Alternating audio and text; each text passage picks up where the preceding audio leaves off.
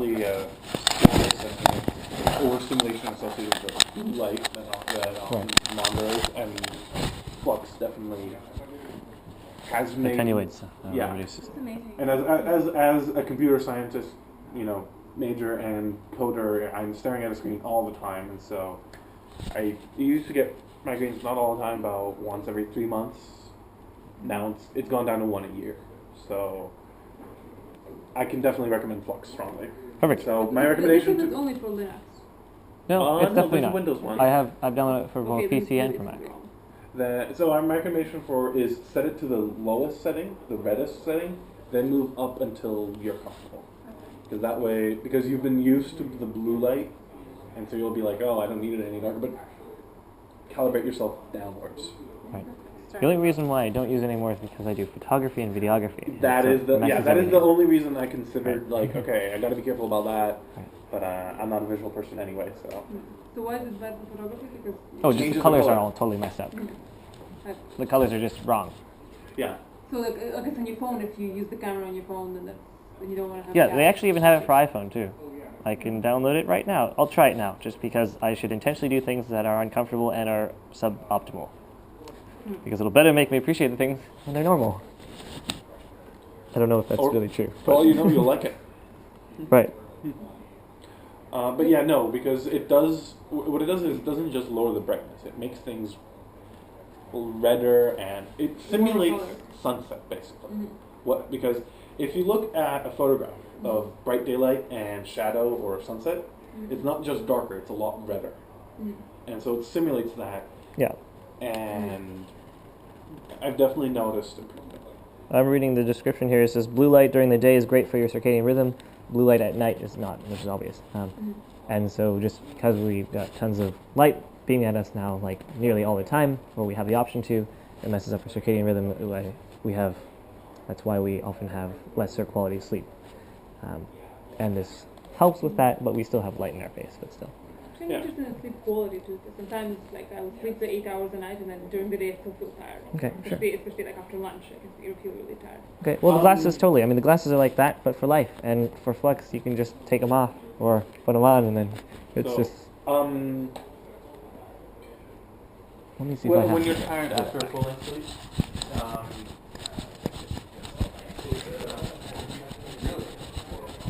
like premature brain aging also maybe.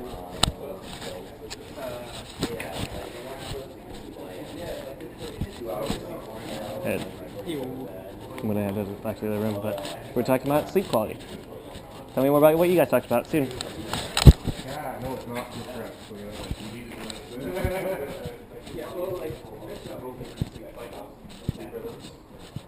And there's no good, strong evidence that 8 hours in one big chunk is the best way to do it.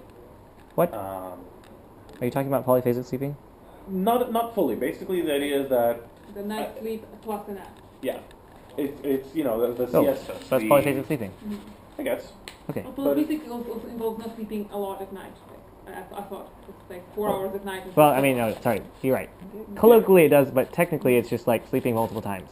Or if you just take a nap. So basically, there's a lot of cultures and evidence that I guess polyphasic sleeping does work. So Okay, if you want to try these are prescription though. If you can find the time and place for a nap, it can really make better. I mean, it doesn't have to be super long. 45 minutes, hour and a half, or something. Figure out what works for you, I guess. Maybe do some experiments. It's a lot less harsh. Yeah. So I got these. I custom ordered these with my prescription for $35. Damn. Are they like prescription? Yes. I just with my prescription. It becomes really precise. So- What's Yes. the prescription in these? Negative 1.75, I think. I see. So I think that's Now you don't need it anymore for yours. If you might need a slight adjustment if you see better in those. Well, I mean, I hardly ever, like, I don't need glasses. This is too much. Right, but you might have a minus 0.5 or something. Yeah. Right. Well, I'm wearing contacts. Ah. Oh, So okay. I think the optometrists make the contact slightly weaker on purpose because they also need to read in them. They're And the outdated, but I distance see how close component our doesn't matter. My vision is bad enough that Yeah. It definitely helps. I can see the board a lot better. I've got Oh, it's definitely helps. 6.5. Oh, My left, yeah, the left I eye have is -4. not as strong. Oh, Yeah, this I've is. got -6.5 and -6.75. And one of my eyes has astigmatism. Only one. The what? One eye Feels is, less strong. has No, that's the astigmatism, main time. but only Wear them one. and look cool. Yeah, that's good. Wait, I forgot what you said about Right, just thanks. start off at the reddest. You said lowest. Yeah. Start off with the reddest. It'll look weird. Right. Give yourself a few seconds to kind of like, oh, okay, this isn't that weird, and then move it up until like. it Whoa, feels what? My For a screen. few seconds. Yeah. If you guys wanted to wear these for like the rest of the afternoon, you are welcome to try so. Or do I so. think my eyes might hurt afterwards. I'll But start I with will. the low. You can switch. We definitely have like nearly the same. But yeah, my eyes have gotten worse since I got those. So I'll take these off your hands. You guys look good in Joe's method. It's great. I don't even know how I look. I'm just. Oh man, these are small for my face. That's okay. I look more. I don't know. I've never seen these Hey, you look good. glasses before. How do you prevent these from cracking here? Like these are at high stress points. But They've was lasted sitting on like the- 6 years. oh really? Oh man, Probably- that's great. It's probably a high impact glass. Okay. Or not even glass, Right. probably. What do you think about the philosophy that you shouldn't wear glasses because your eyes will or you should wear glasses that make your eyes worse, and then when you take them off, your eyes will naturally be better? Well, I don't wear them How all does the this work? time, so I use natural like. So it corrects I them. don't have to. I'm sorry? I don't use them all the time, so that I depend on Okay. my own sight. Don't Right. get lazy, but. Yes, totally. That makes sense. So I was I'm sorry, talking about. Okay. This is where I can focus. Oh. Like, I can barely count my fingers at this distance. What? How's that possible? They're that blurry. Raise your hand up. Okay, yeah, your fingers blur into one solid now. Well, you can see my hand. You know where I it can is. see your hand. I can distinguish colors, but Yeah. everything becomes a completely. So how does that even happen? Has it gradually gotten worse? Yeah. So that's because you've been wearing glasses, right? No, it's natural. My dad had bad vision, but my brothers do. Because you wore It's just glasses? Misformed eyes. So I'm just okay. All right. I don't know. Because Because like clearly that was evolutionarily maladaptive. I don't know how that's even. How can you even? Like that's it not happened even. to a crew. Okay, so in this artificial environment, do people who get bad vision just die because they can't see? I guess. And the thing is as Ah, so you must be really good at something else.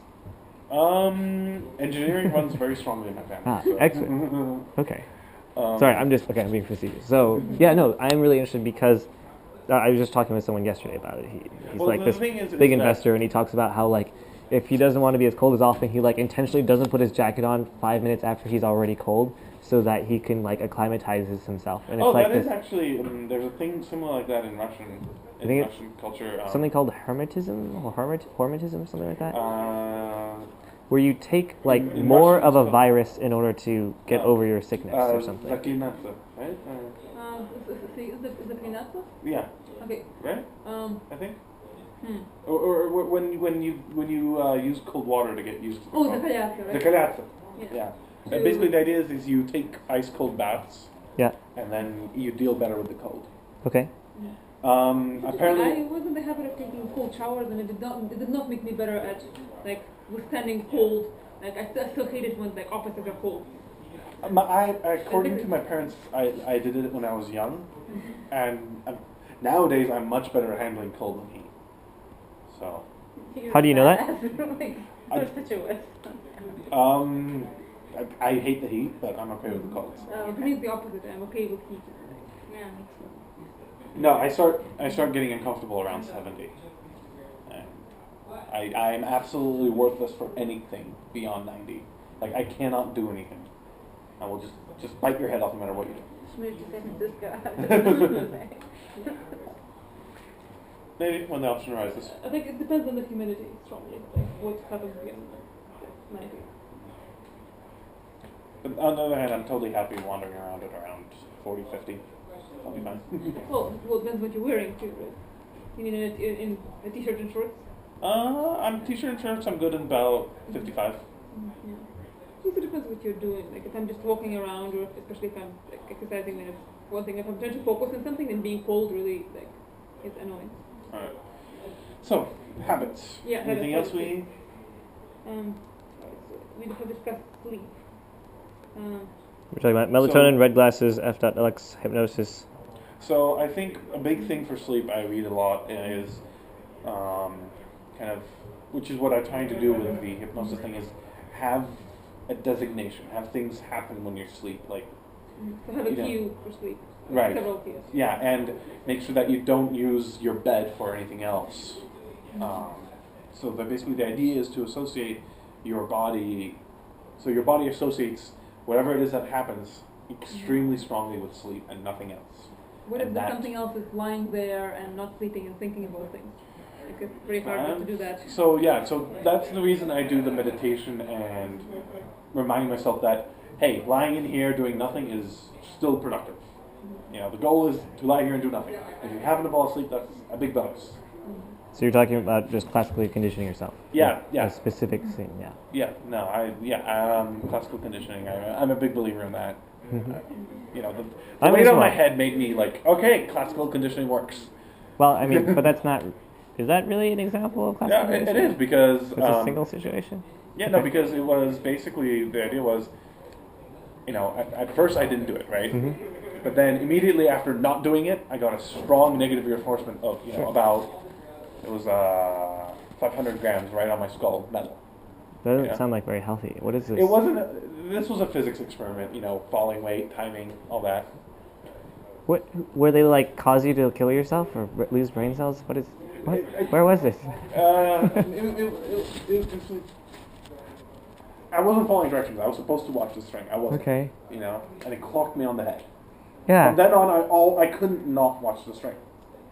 Like whenever I heard or like even knew it was going, I'd always, you know, make sure my hand was near the string without even Okay. needing to like.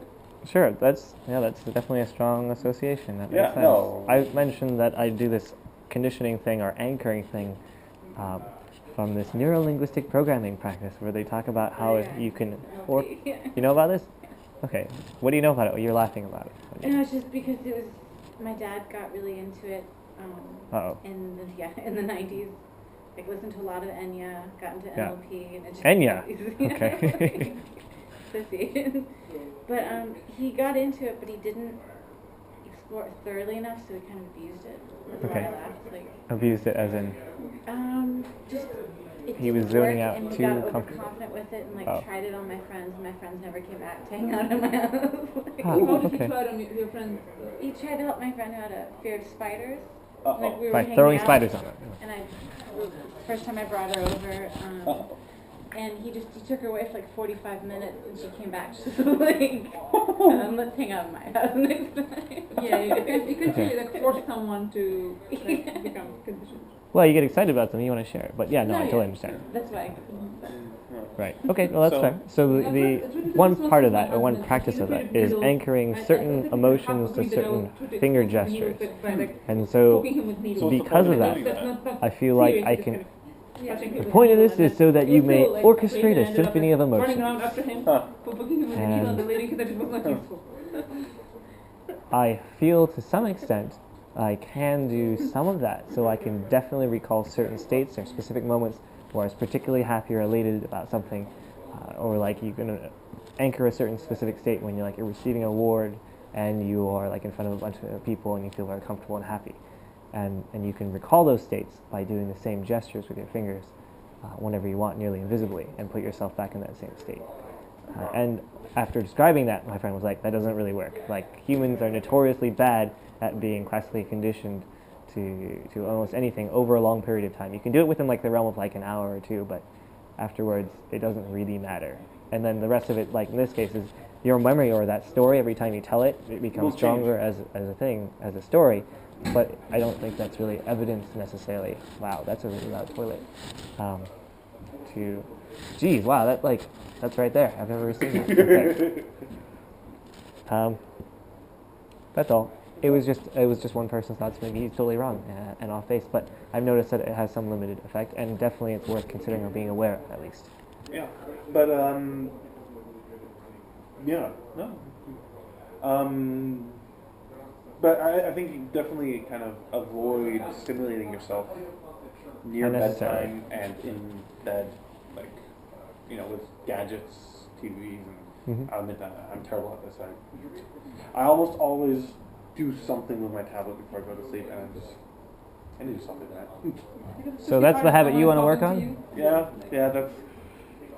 How will you break that down into a bunch of smaller habits that can allow you to do that? Just run the battery down so you can't use it. Don't plug it in after a certain amount of time. I'm not sure because it's only really come up as a problem recently. Okay. Because only over the last few days. Sure. Well, then now's the perfect time to solve it, right? Yeah. So nip it in the bud.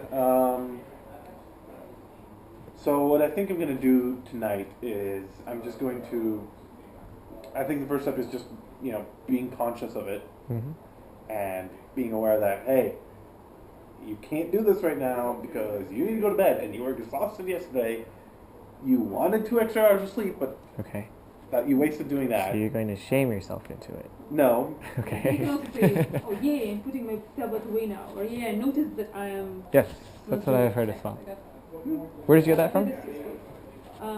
Well, I think it's general advice of positively reinforcing yourself for kind of taking steps that are closer. So rewarding yourself for noticing it is exactly what I've heard very effectively. So I spend a lot of time at the. I realize it sounds negative, but it isn't in my head. Sure. Oh, that's fine. Cool. Yeah, within your head then, as long as that makes sense works. But no, I've gotten very comfortable with criticizing myself without being negative. Okay. Yeah, I used to be negative about it. But, I feel completely comfortable criticizing myself, and I don't feel any negative emotions about it. It's just well, you messed up there. Okay, let's fix it. Cool. That's good to hear. Interesting. I wonder how more people can have that, because I'm more relatively objective as well, but many people take things very personally, and so I understand. I sometimes take criticism. I haven't completely learned to take criticism from others completely objectively yet. Okay.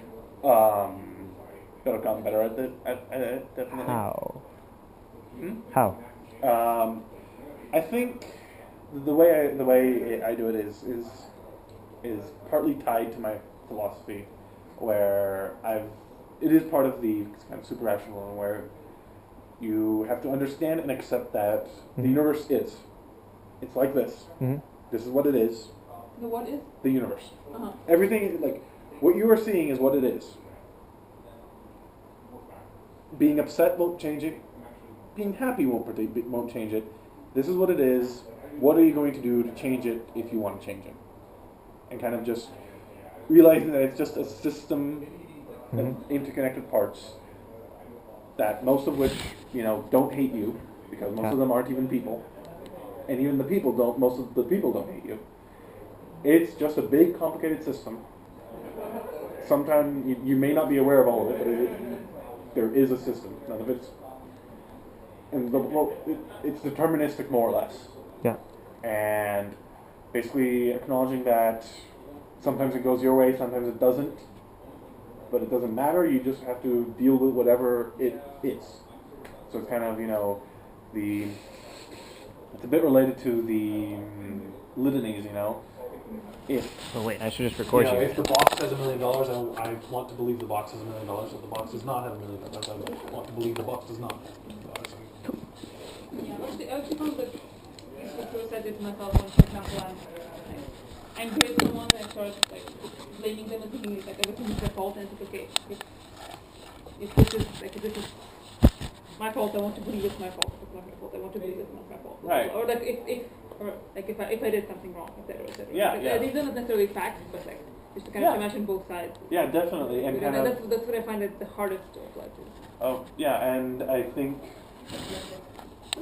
that's the kind of accepting of reality is the way I treat myself, and I find that it has helped me because... Okay, Vlad, hang on. You gotta slow down. You gotta start over from that, from the sentences previously where you're talking about how whatever it just is. Getting upset about it won't change anything, and sometimes it goes away. Blah blah blah. It doesn't, because I want to get these 90-second lessons that I'm just gonna post on video form in this giant pool of all the awesome people that I meet.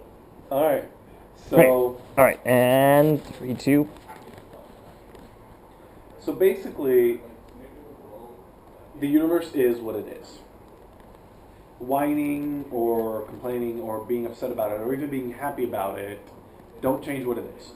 And there's nothing wrong with being upset about it. But you have to acknowledge that your emotions do not accept the atoms of do not affect the atoms of the universe. We were talking about this in the context of how you became better at receiving criticism without the negative connotation. Right, and so basically, the state of the universe is not a reflection upon me. It's just the way the universe is. And the same thing is about the parts of myself.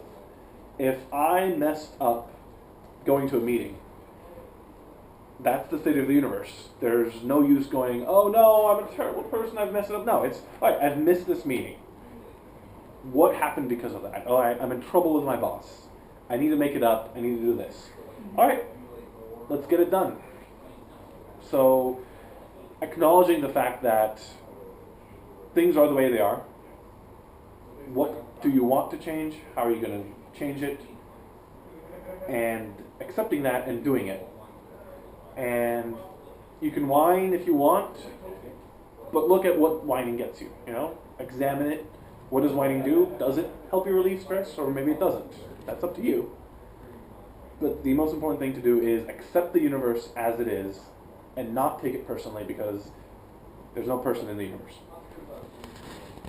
Perfect. Thank you. Great. All right, solid. You guys have any lessons you want to share as well? Things that you have come to mind? Recent thoughts or patterns? I guess it's much harder to just come up with on the spot, but whenever there's good conversation or good thoughts being shared. Yeah, if you notice me spouting great wisdom, let me know. Sure.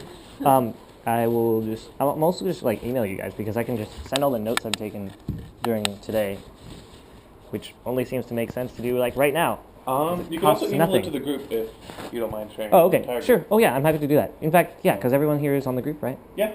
Okay. Yeah, so if you Perfect. email it to the group, that everyone should get a copy of it. Oh, wait, Bay Area lesson? Yeah. Actually, one thing I wanted to discuss was, like, one thing that I found interesting that he mentioned is, like, noticing the objections of your sub-agents.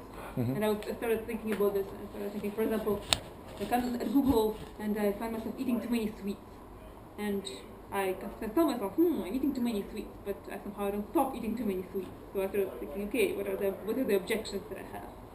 And I guess one objection is that, like, I'm genetically not predisposed to gaining weight, which is very lucky.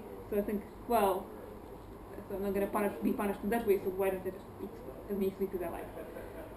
And then, of course, the counterargument to that is that it's still unhealthy and bad for me in other ways. And then another one would be, hey, like I work hard and I like to reward myself with some dessert, especially if it's like, easy to get because it's just right there in the micro kitchen. And also they're just good. So like,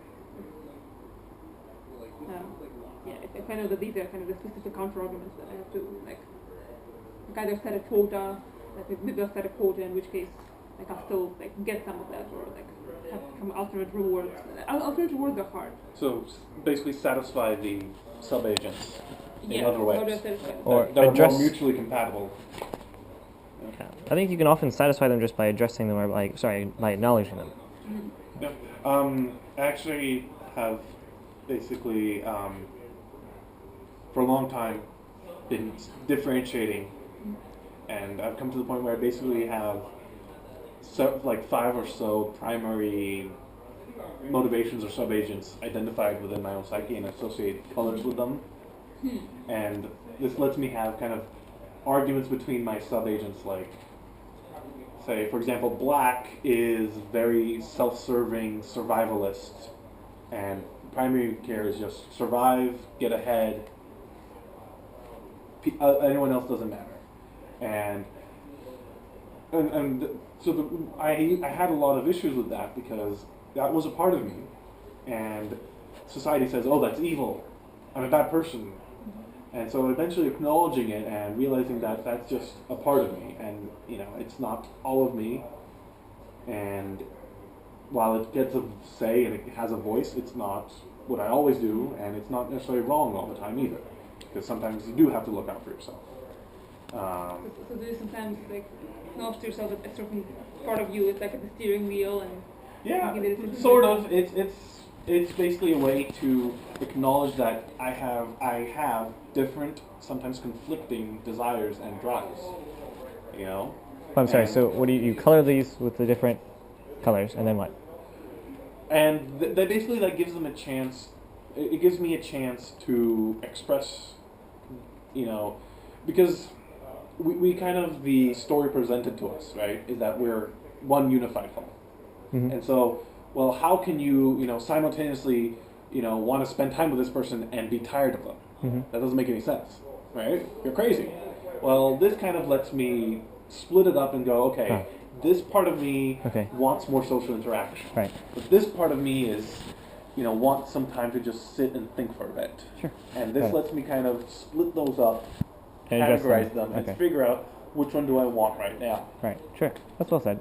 I do that with like intellectual versus emotional minds, and how emotional is much more driven moment to moment, or as you described, like, okay, there's a situation where I would want to spend time with somebody, but I know, and like I'm emotionally interested in them, and they're emotionally or romantically interested in me, but I also know that they're logically they are seeing somebody else, and I would not be okay with that on a logical level, or like on an intellectual level, but romantically, of course, it's very appealing or tempting. Yeah, there's a couple ways of splitting things up. I thought about doing it like intellectually, emotionally, and that didn't quite feel right. And so it's more of a kind of, because it's all internal, I don't have to worry about it making sense externally. Sure. Do you So- have? Well, I'm curious what other subcategories or topics you have, because the more So- granular you are, the more specific you can be, or more specific I can be. Right. in addressing So things. part of the thing is that I feel fluid about it. I don't feel I can shift things around, Mhm. and sometimes it's represented by just a shift in the representation, and sometimes it's represented by, say, two of the colors working together. Okay. They agree on Ah, something, and interesting. because it's all internal, I don't worry about it having to make too much sense. Do you want to share it anyways? Sure. So. And do you want to share it on video? Sure. All right. Yeah, totally. Well, so I feel like everything is better on video, because that way, not only this conversation just between us, so this conversation is no longer just between us, but it could be between you and like 10 people or 10,000 people. All right. So we're talking about coloring different sub-agents or emotions, and you're describing some of these being black for. So your turn. Yes. So it's basically a way of organizing and being able to focus on the different subagents. So for me personally, black is survival, selfish, kind of the idea that to be cunning and vicious is a fairly obvious shortcut to total victory. And that's kind of the philosophy of that part of myself. And what its benefit is that it lets me focus on what's best for myself without having to worry about social interactions, about appeasing other people. And then I have other colors. I have blue, which is playfulness, about having fun, about what feels good, what I enjoy doing. And that's also a pretty big part. Red is a part doesn't come out a lot, but I have to have it there because when it does come out, it can cause problems because that's one's anger and the kind of destructive passion, the urge to, you see a pile of, bricks stacked up, you want to knock them down. It's those urges. And at times they're important because You're describing, They are otherwise we're seen as a unified whole, and that can cause internal conflicts. yeah. We're just going to more about that you're describing and how that helps you better make decisions. Oh, so basically, without this, before I had this system in place, I'd feel very wrong about having, I care about this person, and yet this part of me says I should screw him over to get this benefit, or, I know I should be doing this because that's good, but this feels fun, and I'd feel wrong because, I'm having two conflicting desires. Like, what's going on? I feel like there's this kind of disconnect here. By actually making an internal disconnect and going, well, these are two separate desires, and that's okay. I can address them both. I can have a conversation between them. Which one's more important to me as a whole? Which one do I want to do? Will I do? And so by letting them split up, I acknowledge them and allow myself to really be able to address both of them without worrying about them interfering with each other, and without having to judge myself for it. Great. And Leslie, so just to follow up on that, a lot of times you can address them just by acknowledging them rather than acting. Yeah. That's what you're saying. Yeah. Perfect. Great. All right. Yeah. I've heard of this That's all. before. Some people categorize the different parts of the family members, mom, dad, Yeah. child, dog, even. So I've heard a few. Yeah, I've seen things online. It's a little bit similar to, if you've ever heard of it, tulpas. No? It's an interesting little psychological gimmick where you basically specifically try and create a separate personality inside yourself. And then there's other or advanced things to go on where you eventually begin hallucinating it on purpose. Basically an advanced, consciously generated imaginary personality. Tulpa? Yeah, Tulpa. I'd suggest being careful when doing research about it. There's a lot of woo, there's a lot of, a lot of people bringing mysticism into it. What was it again? Tulpa. Thanks. Is it in any way similar to like IFS, internal family systems? No. But I mean, like form of they're therapy where you visualize yeah. yourself with yourself and get their names and talk to them and Yeah, see what they so want. there's, I feel like there's a relationship in the mental processes, but they're not related where they come from and what the goal is. But yeah, so there's a lot of mysticism around tulpas, but there is a growing movement of, all right, there's nothing magical about this. It's a psychological device that's going on. And so if someone's talking about like spirits, stay away from them. If someone's talking about, make sure you're in a stable psychological state when you're doing this, that's a sign that they probably have more of a clue what they're talking about. Well, I'm sorry. So what you were describing as what? What is tulpa? Tulpa? Tulpa. It's shortest version of it is it's a consciously generated imaginary friend. Which advises you, or? That's up to you. I mean, there are people who make them for a specific purpose, and there are people who just want to make one. Okay. Generally speaking, some benefits that people say they do is companionship. They help you explore. They help you access your subconscious. The Golden Compass series, everyone had a Yeah. Oh, interesting. Okay. So yeah, I have done a little bit of experimenting with that. I'm curious because Wikipedia seems to have like a slightly different book on it. I don't know. I guess I should read it out loud since there's multiple people in this conversation. Basically this is where they came from originally. It's a Buddhist concept. Yeah. Where the original Buddhist if you wanna spiritual version of it was the idea that they were real. Yeah. But the more modern kind of realization is that, They're not all right, real. this is a phenomenon, Right. but it's a mental phenomenon. Yeah. And there's nothing real going on here in terms of what others will see, but to you it's real, and that's kind of the point. Cool. All right. Thanks. So it's definitely an interesting exercise, at least, Yeah. in terms of having to meditate and focus. Yeah. Okay. So, I'm thinking of a world where I would be able to make use of this, but I can't think of Could be one right one now. way of kind of making peace with your reptilian urges and not feeling like, yeah. I think that I've just readily, as you described, just like divide it and I say, oh, emotionally I want to do this, or Yeah. physically this would No, be. there's lots of different methods. Right. You know, Okay. experimentation is important. Yeah, no, exactly. So it's good to be aware of the other ones, definitely.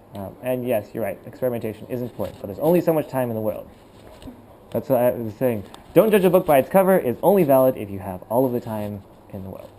On the other hand, I love experimenting, so there's a direct Totally. benefit to just doing it. Yes, So. diminishing marginal utility, certainly. Yeah. Yeah, no, so yeah, I basically tried out doing tulpas a little bit just because it sounded fascinating. Absolutely. Oh yeah, no, sorry. I don't want to put you in a position where you No. want to feel to defend it, but I understand. I mean, we're definitely optimizing for different things tonight, of course. Yeah, no. Presumably, unless we're the same If person. we are optimizing for the very same thing, that's a little suspicious. Right. Huh? I'm curious why you like those headphones, though. These ones? Yeah, Um, because they're very like distinct and notable because they're also pink too. I got the pink ones because the pink ones are $5 cheaper. than the Okay. next cheapest, Okay. which were bright red. And those were $10 cheaper than my preferred color, black. Okay. Which point I said that $15 Interesting. Why? was Yeah. Why would they do that? Where is this? popularity, I believe, Okay. because black is a more popular color for various accessories. Where are they? Or how did you decide on these? These were recommended to my friend, Okay. who has a history of good recommendations. Okay. These are not my preferred, but they were the optimal point between quality and price, Yeah. where they were $21. Dollars. $21. Cool. But Oh no, yeah, because I just got headphones, so that's why like recently Yeah. I'm also so interested. the best, if I was ignoring price, the best ones would have been about 1.5 times as good in terms of sound quality and all that, but they were 3 times as expensive. Okay. So Oh nope, don't have my. I think it was Apple easier one. to find probably if they're black. Like you can easily see them on your desk. Like, Yeah. if they're this color. There's I also- always keep my headphones. As I mentioned, I put things where I will look for them. Right. Some people say like they put their phone and keys in their shoes, so that way they can't leave the house without them. Or sorry, not their phone, but like their keys or I, something, so they don't lose I them. leave my keys either in my pocket or on my desk because I know that's where I'll look for them. Okay. I love this system because I used to always lose things until I Yeah. went to go, okay, not where should I put this, but where will I look for this? When I'm missing this thing, where's the first place I'm going to look? Do you have an example of something that used to be somewhere that was less accessible? Keys. I lost keys all the time. Okay. And then I went, all right, where's the first place I checked for keys? My pocket. Where's the second place? My desk. That's Okay. where they're going. Okay. That makes sense. Yeah, no, I hadn't thought about it in the way that you frame it. About So looking. yeah, this is another idea where basically. Oh, another idea? If you really want it. Sure. I mean, it doesn't cost anything, right? It costs like 20 seconds of activation energy. But let's just change the background by having you turn like 20 degrees more this way. Oh, good. That's my phone. All right. All right. Wait, hang on. No, it should be this way. All right, great. Perfect. Awesome. So the idea here is that despite the story we tell ourselves, we are not a constant individual. The you today is not the you tomorrow. And in fact, it's probably not even the you in an hour from now.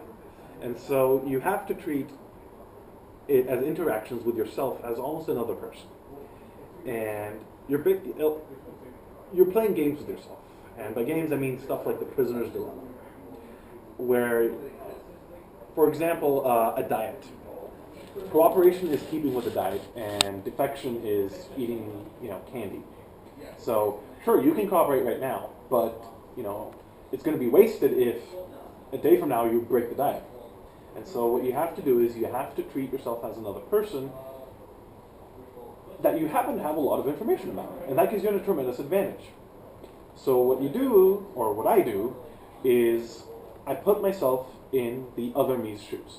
I have enough information that I'm able to accurately predict how I'll feel, how I think.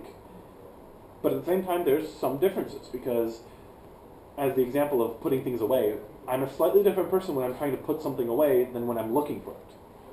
It's a different set of motivations. And so I used to constantly be at war with myself, where I put something where what seems to be the best place to put it, and then when I'm looking for it, I can't find it. So I have to cooperate with myself from the future. Instead of going where do I want to put this? Where will I be looking for it? Where will future me look for this? The goal is cooperation. So set things up so you're cooperating with your future self. If it's something like a diet, make it easy for future you to keep with the diet. Yeah, for example, that's a great idea. Cook now something healthy, so future you can grab the salad from the fridge instead of going for, a burger Fast at a fast food place. That's a great example. And you're also describing how you should also like selectively put things away to make them less available that are unhealthy, like in your house or something. Awesome. Any last things? Ding. Great. Especially would hear more about like the objections of the agents of you guys to like, various goals you have. I'm wondering what other people have on this. one thing, I mean, you actually mentioned it, I don't care about, like, okay, who cares if I get fat? What does that matter?